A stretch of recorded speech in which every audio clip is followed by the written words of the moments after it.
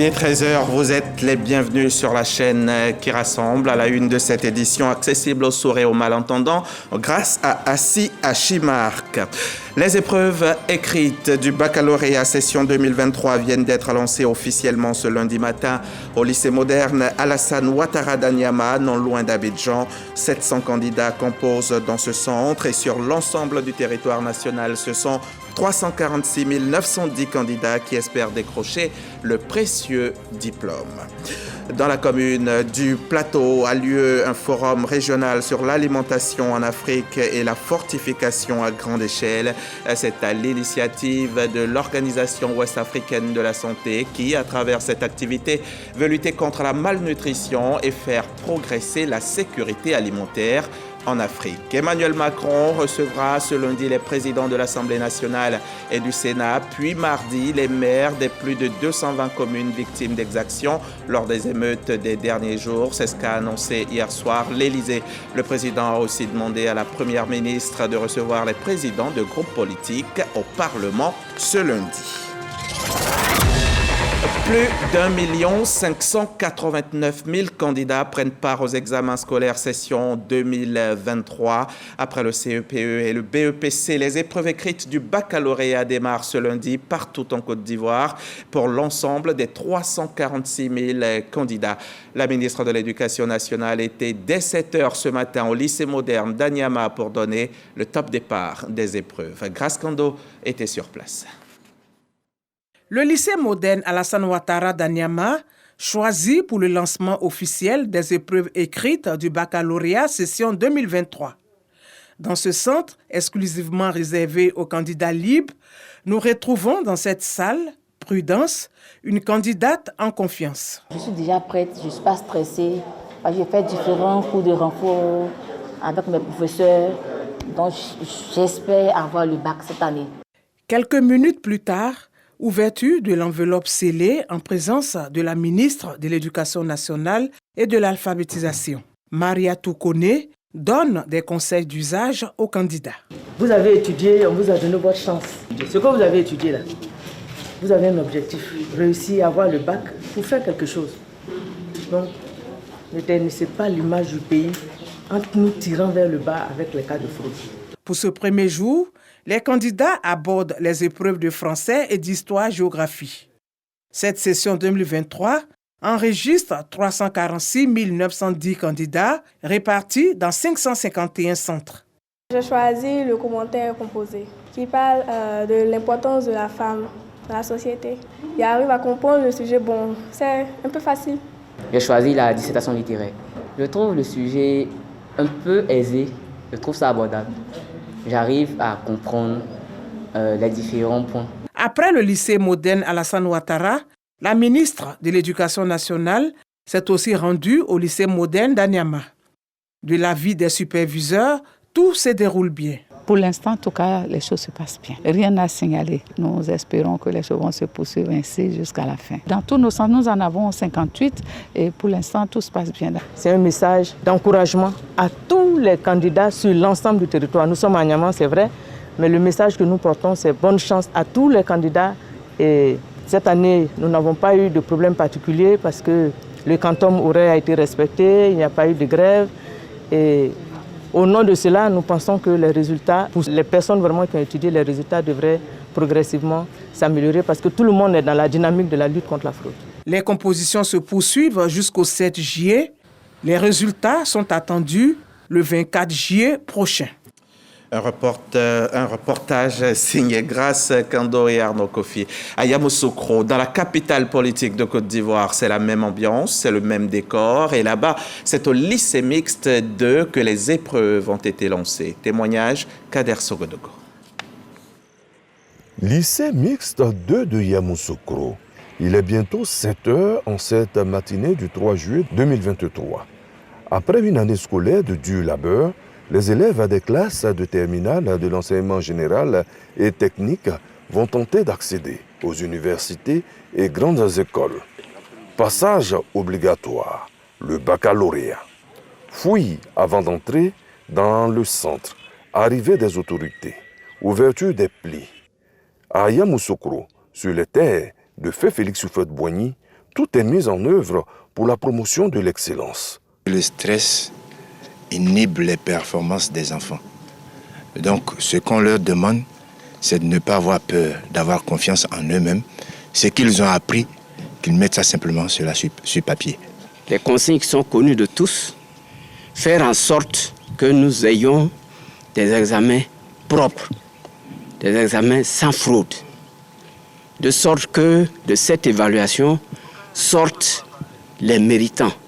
Dans la direction régionale de l'éducation nationale et de l'alphabétisation de Yamoussoukro, ils sont au total 11 065 candidats en cette année 2023. 8 806 pour le bac général et 2 259 pour le bac technique. Ils sont répartis dans 17 centres, 12 à Yamoussoukro, 3 à Toumoudi, 1 à Tébissou et 1 à Didievi. 24 juillet prochain. Et dans le Bouaké, ils sont 18 000 candidats qui affrontent ces épreuves écrites, dont nos reporters de RTI Bouaké étaient au lancement aussi bien à Sakassou qu'à Bouaké. Et Djeneba Ouattara et Charles Tatou nous indiquent également la présence des autorités administratives, éducatives, des élus et cadres pour ce démarrage du bac 2023 dans la région. Lycée moderne Paul Akoto Yao de Sakassou, établissement choisi par la Direction régionale de l'éducation nationale et de l'alphabétisation de Bouaké 2 pour le lancement officiel des épreuves écrites du bac session 2023. Devant le lycée, les candidats sont soumis à un contrôle systématique avant toute entrée au sein de l'établissement. Les candidats avec la peur au ventre pour certains attendent impatiemment le début des épreuves quand d'autres sont encore à la recherche de leur salle de composition. La salle 8, choisie pour le lancement des épreuves, reçoit autorités administratives, éducatives et cadres de la localité. 7h45, la sirène retentit. La distribution des copies pour la première matière que la composition française commence, appuyée de conseils aux candidats. Réussir le bac, c'est un pas important dans la réussite de sa vie. Donc ici, il soit concentré pour pouvoir donc réussir ces épreuves et pouvoir envisager l'avenir avec beaucoup d'optimisme. Merci de nous accompagner, offrir un repas chaud pendant les 5 jours de composition à tous nos 655 candidats et cela mérite vraiment un profond remerciement. Autre lieu même de corps, nous sommes au lycée moderne TSF de Bouaké. Comme à Sakassou, les autorités locales procèdent au lancement des épreuves au compte de la Direction régionale de l'éducation nationale et de l'alphabétisation de Bouaké 1. Les candidats sont invités à bannir toute forme de tricherie. Je sais combien de fois vous avez passé des nuits blanches, où vous êtes préparés pour passer avec succès cet examen. Sachez que tous ici présents, nous avons confiance en vous. Nous avons confiance en vos capacités. C'est pourquoi, à titre de rappel, je vais vous inviter à vous détourner de la tricherie. Dans la région de Bouaké, ce sont 18 262 candidats qui frappent aux portes des grandes écoles et universités du pays. Un reportage signé Djeneba Ouattara, commenté par elle-même, Djeneba Ouattara. Direction San Pedro. Là-bas, ils sont 10 586 candidats, dont 4 862 filles, qui affrontent également le baccalauréat général et technique depuis ce lundi matin avec ces épreuves écrites qui ont débuté avec le français comme partout sur le territoire national. Sam Conan, reportage. Baccalauréat session 2023. Les épreuves écrites ont débuté ce lundi matin dans la région de San Pedro, à l'instar des autres régions du pays. Le lancement régional des épreuves écrites a eu lieu au lycée moderne Yébart. Nous avons 10 586 candidats, dont 4 886 filles. Nous avons 18 centres, dont 2 centres dédiés au bac technique et 16 centres le bac général. Nous sommes en train de faire le cours de français. J'ai choisi la dissertation. Et pourquoi? Parce que je trouve ça abordable. Je pense que ça va aller. J'ai choisi le sujet de la dissertation. Et pourquoi? Parce que c'est ce que je comprends. Tolérance à zéro dans la lutte contre la tricherie. Les instructions de Madame la ministre sont respectées à la lettre. Pour le moment, tout va bien. Tout se déroule bien, les épreuves ont été lancées, les candidats sont en salle et pour le moment, tout va bien. À l'endroit des membres du jury et du personnel surveillant, ce sont des mots de probité, d'intégrité, de responsabilité. Quant aux enfants, on leur a demandé de travailler avec le goût de l'effort, l'individualité et se détourner de la tricherie et de la fraude. Les épreuves écrites du baccalauréat prennent fin le vendredi 7 juillet 2023. Et justement, de la lutte contre la fraude à cette session du baccalauréat 2023, d'importants dispositifs sont déployés. Et quels sont-ils? Comment fonctionnent-ils? Une de nos équipes s'y est intéressée. Elle est allée jeter un œil sur tout ce qui est mis en œuvre au lycée municipal Simone de Yopougon pour faire barrage à la tricherie. On y reviendra dans nos prochains journaux. Avant de connaître ces nouveaux diplômés, le Sud Comoé récompense les meilleurs élèves des autres niveaux. C'est le Sud Comoé Mérite, une cérémonie de récompense des meilleurs élèves de la région qui est à sa 6e édition consécutive. Et cette année encore, le président du conseil régional du Sud Comoé n'a pas voulu manquer cette occasion de célébration de l'excellence. Didier Nguessan, reportage. Marie-Grace est la meilleure élève de la région du Sud Comoé. Elle reçoit des kits scolaires et un ordinateur portable. Comme elle, une cinquantaine d'élèves du CP1 à la terminale, parmi les 5 premiers de leur niveau d'études, est récompensée. Je suis très heureuse d'être récompensée par toutes ces autorités. Je remercie tous mes professeurs et encadreurs. Et j'invite aussi mes camarades à travailler d'arrache-pied pour être aussi récompensés un jour comme moi. Je suis très heureux de recevoir tous ces cadeaux de la part des autorités. Et cela m'encourage à travailler encore plus. La direction régionale de l'éducation nationale et de l'alphabétisation de Grand-Bassam et d'Aboisseau a enregistré 79,03% de réussite au certificat d'études primaires élémentaires CEP. Sur 42 élèves nominés au primaire, le comité scientifique a enregistré 18 garçons et 24 filles. Le maire Jean-Louis Molo et Ibrahim Magassa, cadre de Grand-Bassam, ont coparrainé cette édition de récompense. Le président du conseil régional, Aka Awele, promeut l'excellence scolaire dans le Sud Comoé. Grand-Bassam est une ville lumière et l'éducation n'en reste pas moins. Les résultats déjà annoncés nous donnent l'équilibre déjà, l'envie des enseignants qui ont envie de former les cadres de demain. Comme votre parrain, à force de travail, représentez comme lui dignement votre région et la Côte d'Ivoire partout où vous allez passer. À travers cette journée de mérite et d'excellence, la région du Sud Comoé veut se donner les moyens d'être un exemple de performance au niveau du système éducatif. Nous voulons que dans cette région, les nobles ambitions du président de la République, son Excellence M. Alassane Ouattara, pour l'école ivoirienne, se réalisent. En plus des élèves, des enseignants en formation au CAFOP de Grand-Bassam ont été récompensés. L'intelligence économique, qu'est-ce que c'est? On peut la définir comme l'ensemble des actions coordonnées de recherche, de traitement et de distribution de l'information utile aux acteurs économiques. En tant que journaliste, il faut le savoir, cela va de soi. Et c'est d'ailleurs ce qui explique cette formation d'une vingtaine de journalistes sur tout ce qui se rapporte à l'intelligence économique. Et Mahmoud Traoré a pu également bénéficier de ce renforcement de capacité. Selon les journalistes formés, la pratique du journalisme rejoint les méthodes employées par l'intelligence économique. Nous ignorons aussi en tant que journalistes qu'il y a des sources invisibles sur le net.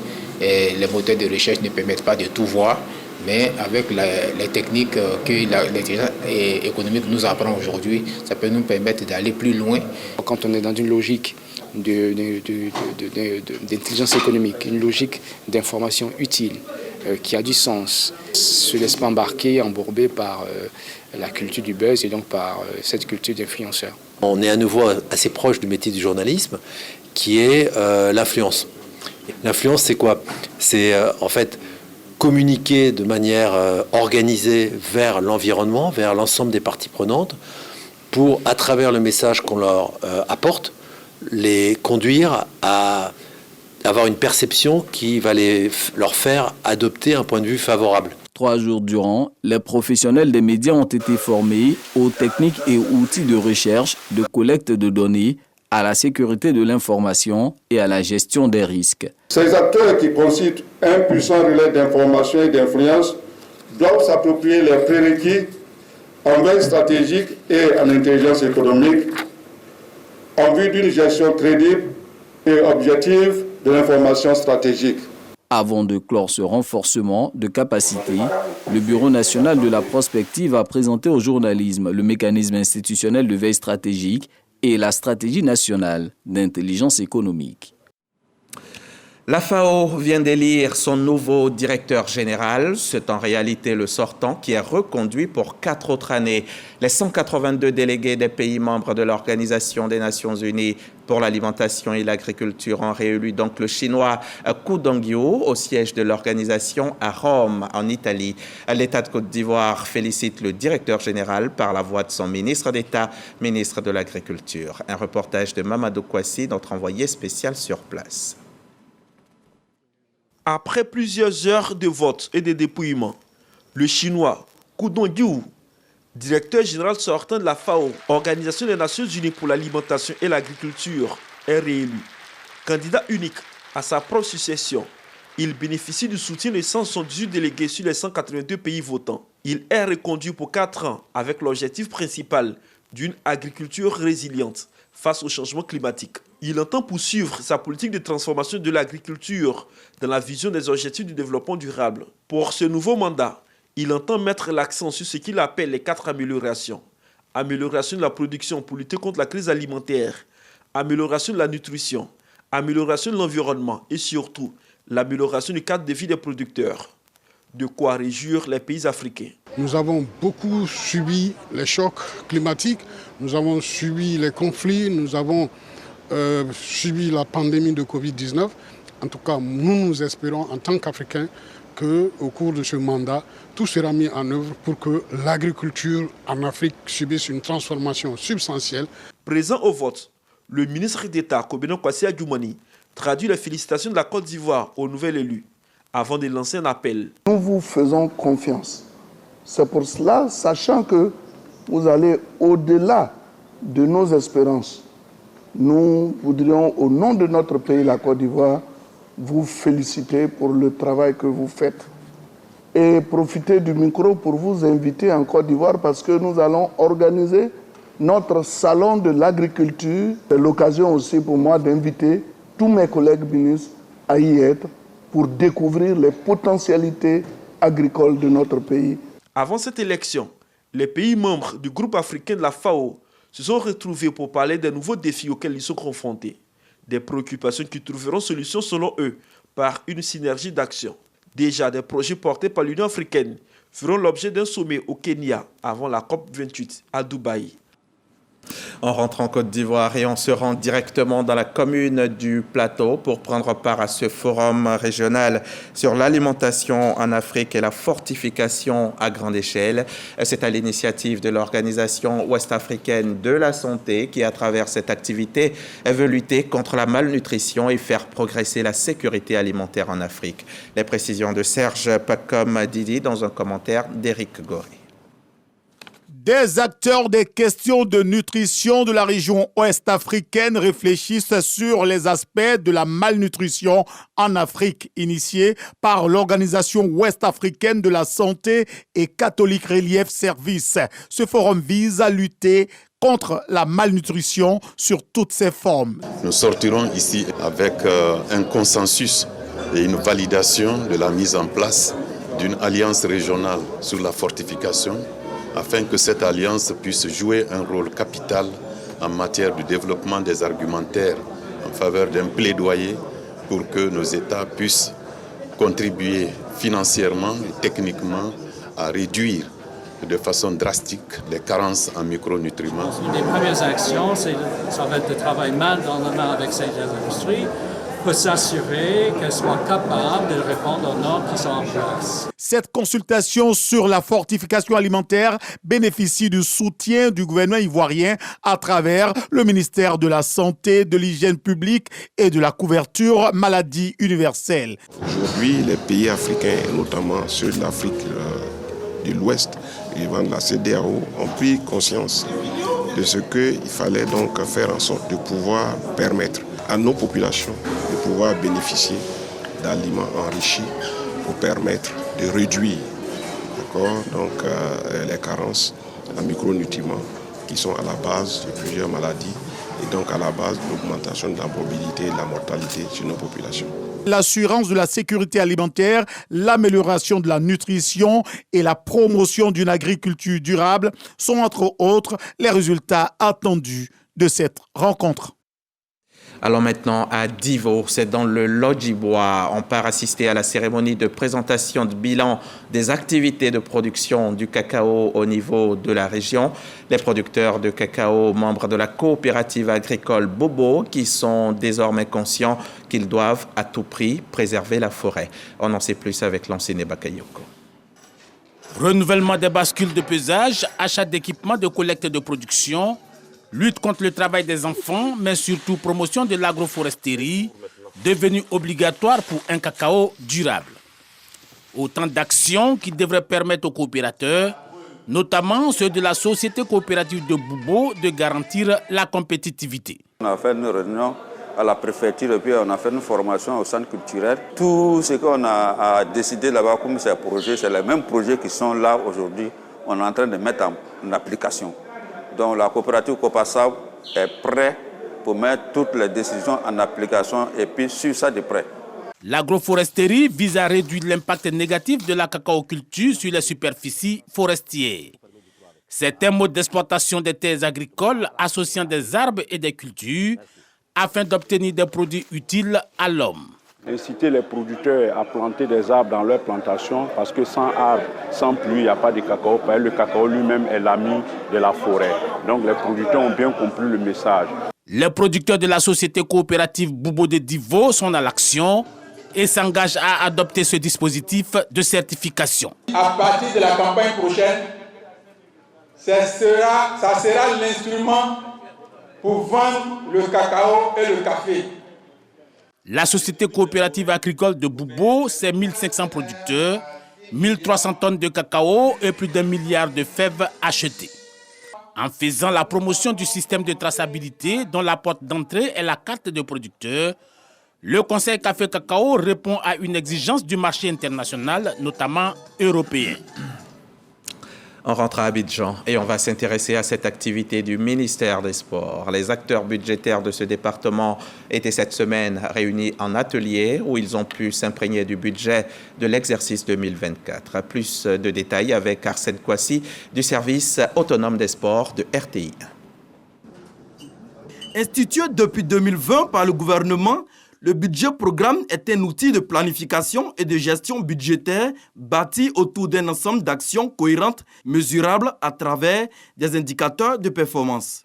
Une donne à laquelle le ministère des Sports s'inscrit à travers la préparation de l'élaboration de son budget programme de l'année 2024. Ces travaux ont permis de passer en revue le plaidoyer de l'expression des besoins nouveaux, des directions centrales et services rattachés au cabinet, le plaidoyer de l'expression des besoins des directions régionales et départementales, ainsi que l'expression des besoins complémentaires des EPN pour l'exercice 2024. Le directeur des affaires financières et celui de la planification 2024 est une année décisive où plusieurs priorités sont inscrites au menu. Développer une meilleure stratégie pour la prise en compte de l'héritage Cannes.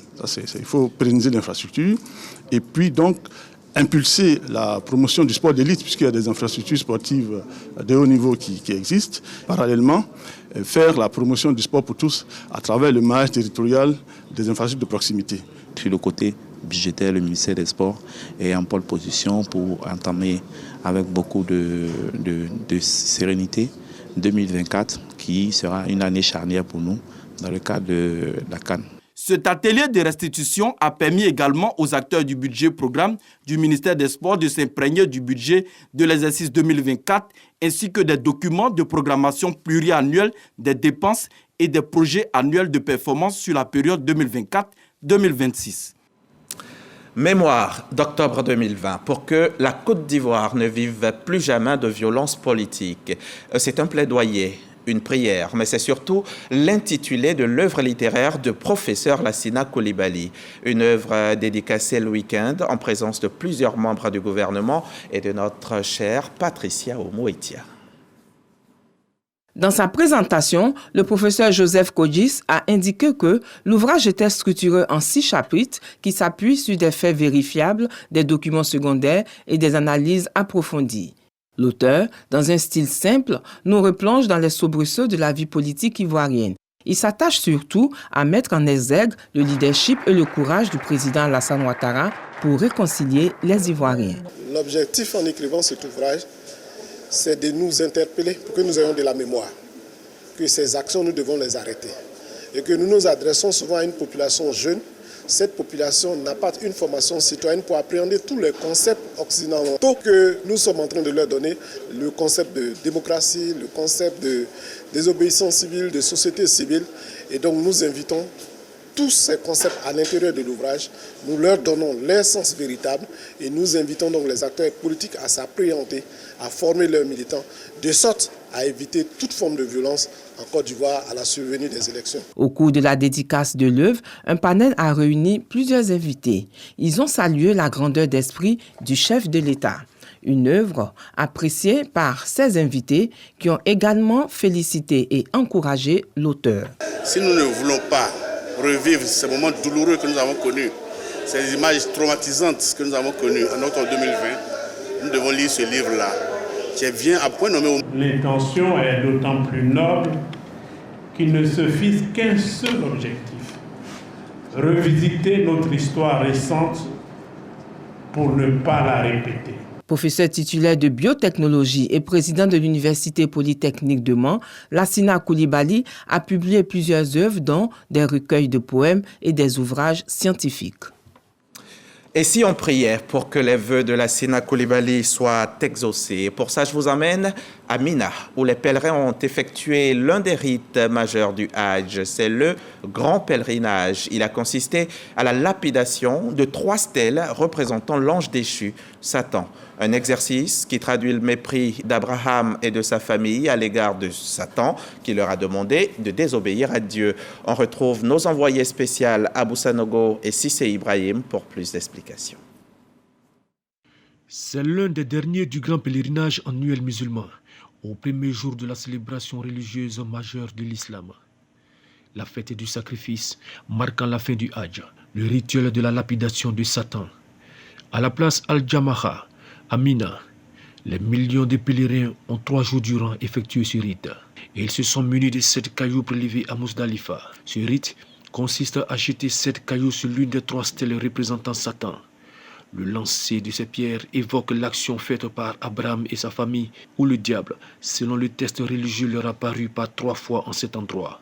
D'abord devant Abraham lui-même, puis devant sa femme Agar, et ensuite devant leur fils Ismaël.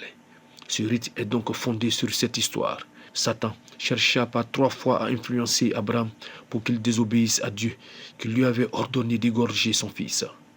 Les 3 fois, il répondit à Satan en le chassant à coups de pierre et s'apprêta donc à sacrifier son fils.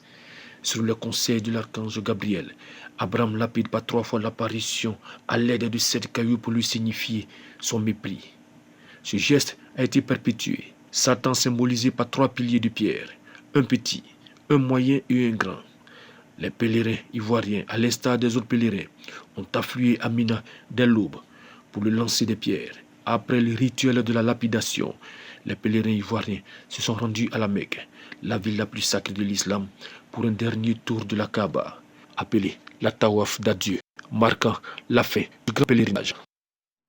On va aussi prier pour le repos de l'âme de Francis Vanga Vaudier, dont on a appris ce matin le décès à l'âge de 87 ans, fondateur du Parti ivoirien des travailleurs. Il a été du 25 juillet 2011 au 3 février 2015 président du Conseil constitutionnel de Côte d'Ivoire et ministre de l'enseignement supérieur de 98 à 99. Alexis Ouedraogo, allez-y.